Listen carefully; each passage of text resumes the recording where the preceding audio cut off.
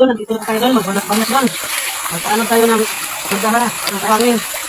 Para ipipalit natin sa ginto. Ano na natin doon ang madaha.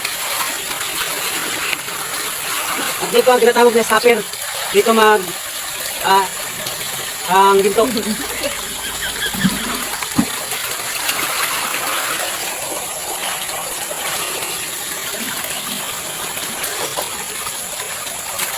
Ating itong karga doon. Karga natin ito.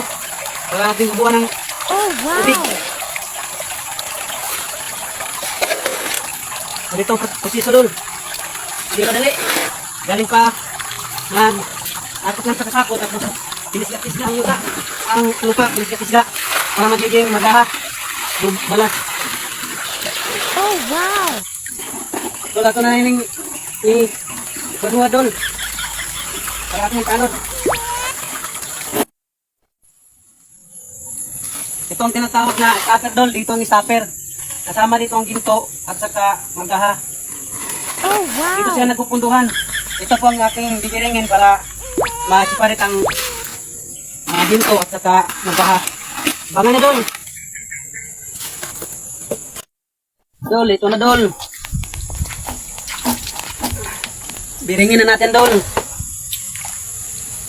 Ito po ang tinatawag na pagbiring doll. So nice. Isiparit natin ang margaha at saka ginto.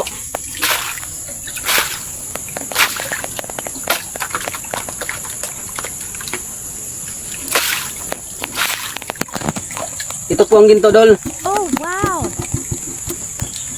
Pag ganito doll, makabili na tayo ng bigas, ulam. Salamat tayo sa Panginoon.